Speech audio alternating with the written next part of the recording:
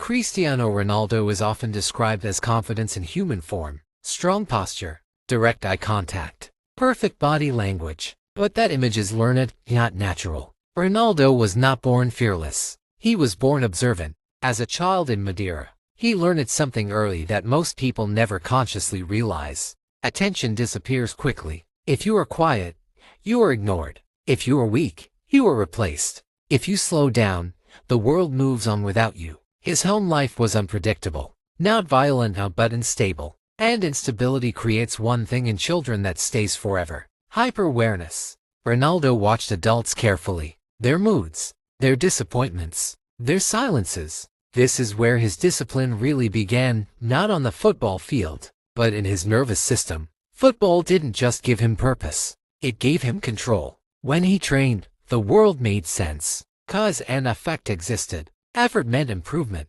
Real life didn't work that way. That's why he became addicted to repetition. Not because he loved training, but because repetition reduced anxiety. When Ronaldo left Madeira, something important happened psychologically. He didn't just leave home. He learned how easily people can disappear from your life. That lesson never left him. At Sporting Lisbon, he wasn't just adapting to football. He was adapting to social threat. New accents, new jokes, new hierarchies. And here is a truth most people don't understand. Ronaldo did not become obsessed because he wanted to be great. He became obsessed because he didn't want to be disposable. That fear is quieter than ambition, but far more powerful. When other kids left, Ronaldo didn't respond emotionally. He responded strategically. He stopped trying to fit in. He started trying to dominate. Dominance is safety for people who grew up feeling uncertain. That's why he didn't copy anyone's style. He built his own. He didn't want to be compared. He wanted to be unavoidable. Even as a teenager, coaches noticed something strange. Ronaldo didn't celebrate goals normally. He reset quickly. That's not confidence. That's pressure management. Because celebration is relaxation.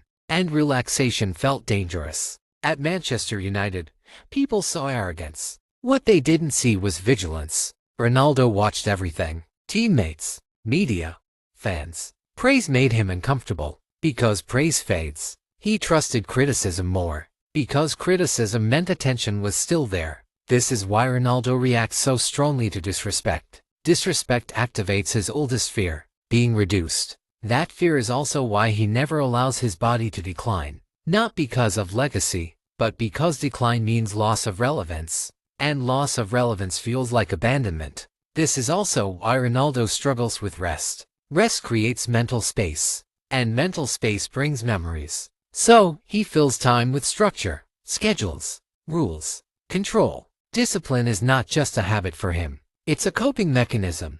At Real Madrid, when he reached the absolute top, he experienced something most legends never talk about: the anxiety of having nothing left to chase externally. So, he turned inward. He began competing with time itself. Aging became the enemy. Slowing down became unacceptable. Not because he feared losing trophies, but because slowing down meant confronting identity. Who am I without intensity? That question scared him more than any defender. This is why Ronaldo is emotionally guarded. Vulnerability feels like weakness, and weakness once meant danger. He gives everything on the field, so he doesn't have to give himself emotionally. To many, Ronaldo looks self-centered. In reality, he is self-protective. Trust is expensive when you've learned that stability is temporary. Even today, Ronaldo's motivation isn't money, fame, or records. It's maintenance. Maintenance of relevance. Maintenance of identity. Maintenance of control.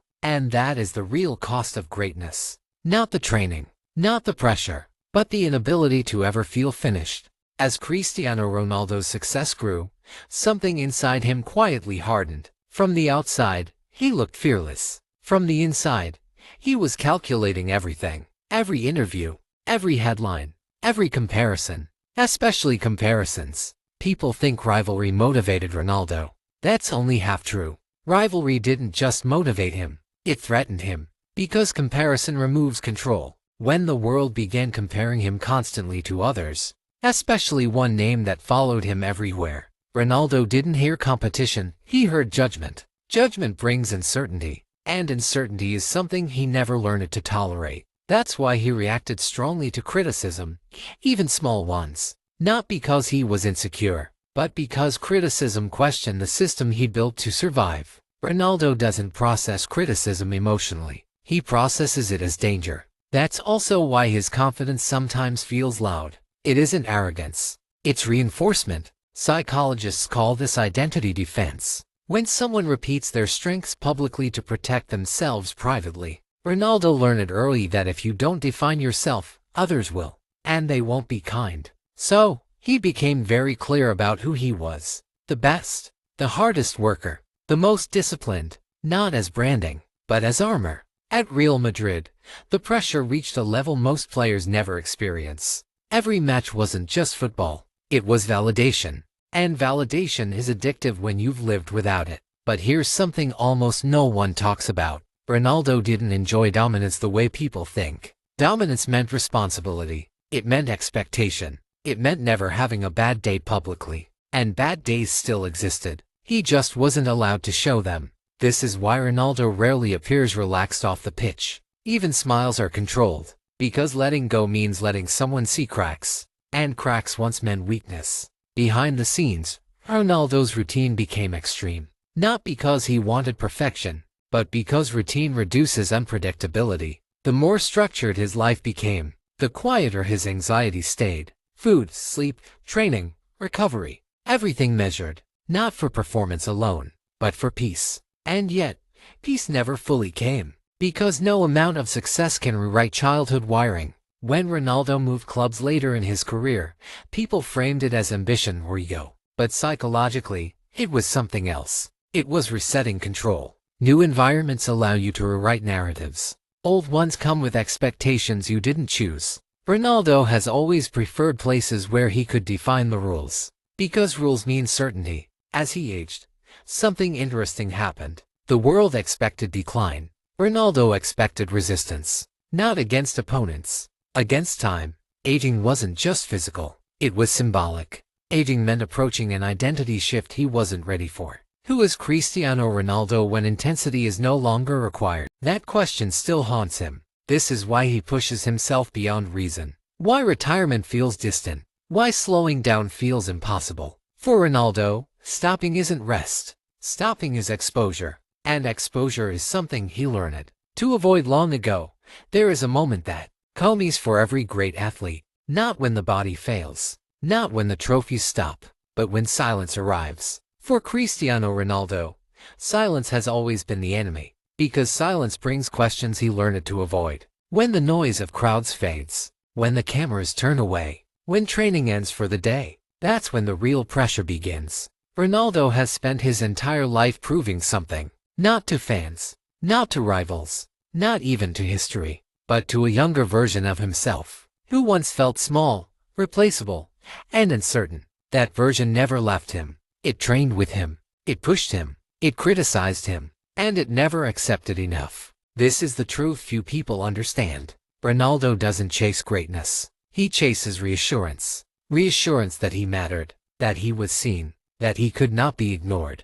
That's why success never quieted his mind. Because success speaks loudly to the world, but softly to the self. The discipline people admire is not just strength. It is protection. Protection from slowing down. Protection from becoming ordinary. Protection from facing a life where intensity is no longer required. Ronaldo knows how to win. What he never fully learned was how to stop fighting.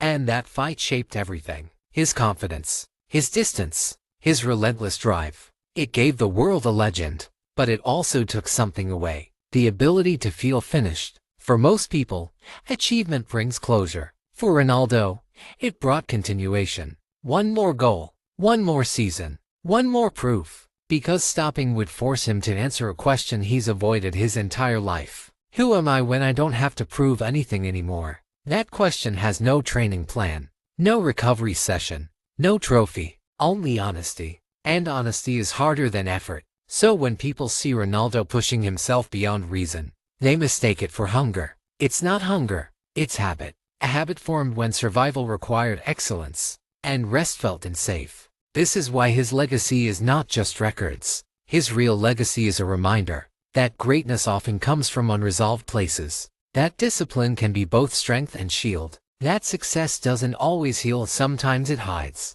Cristiano Ronaldo became everything the world applauds. But behind the applause is a man who never learned how to be still. And maybe that is the final truth. Not that he was born different, but that he never allowed himself to stop becoming. Some people play to win. Some play to be remembered. Cristiano Ronaldo played so he would never feel invisible again, fade to silence,